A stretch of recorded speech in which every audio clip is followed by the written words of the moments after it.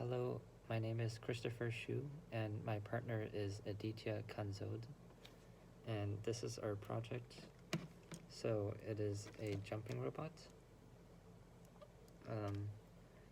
It has a leg linkage that moves like this. And this is controlled by the servo here. And this linkage is designed in a way where there's a spring in series with the motor, so it's actually springy. Even if you don't move the servo. And this makes it so that even when it's fully extended, you can compress it and it springs back up. And this makes it so that you can store energy from one jump to the next. And this linkage is very special because it has a different mechanical advantage at different parts of the jump. So here it's got a lot of force, so that means at the end of the jump, it has a low mechanical advantage from here to the servo. And when it's closer to the bottom of the jump, it actually gets easier to push down. And at the bottom, if you don't move the servo, it actually won't spring back up.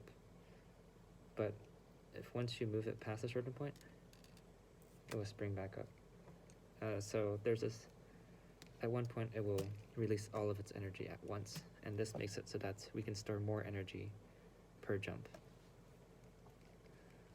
So this is this side. There is another gearbox, another set of gears on this side. And this is the balancing flywheel. This thing spins. And there is a two-stage gear reduction here, which is 1 to 30, controlled by this very tiny DC motor.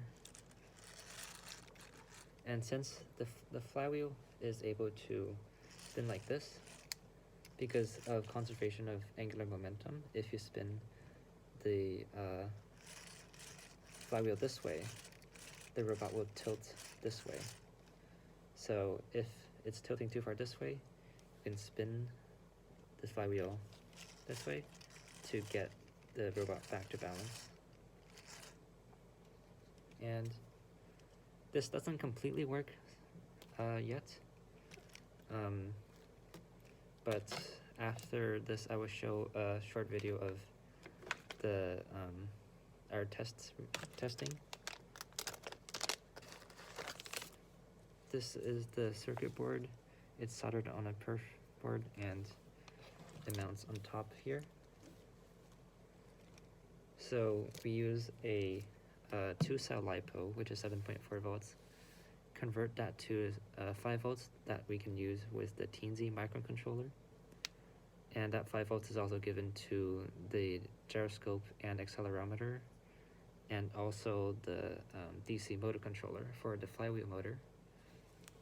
And for the servo, we just have the powers directly connected to the battery, and we extended a PWM signal to tell what leg position it is.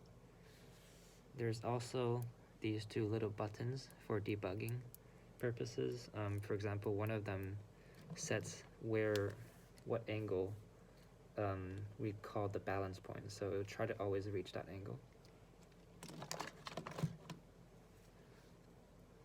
And some challenges we had was, originally this was actually a brushless motor, and this one, but we couldn't get the ESC to work in time because it kept on jittering, and for the sake of time we just switched to the servo, which is much heavier and still weaker, but at least we could get it to move.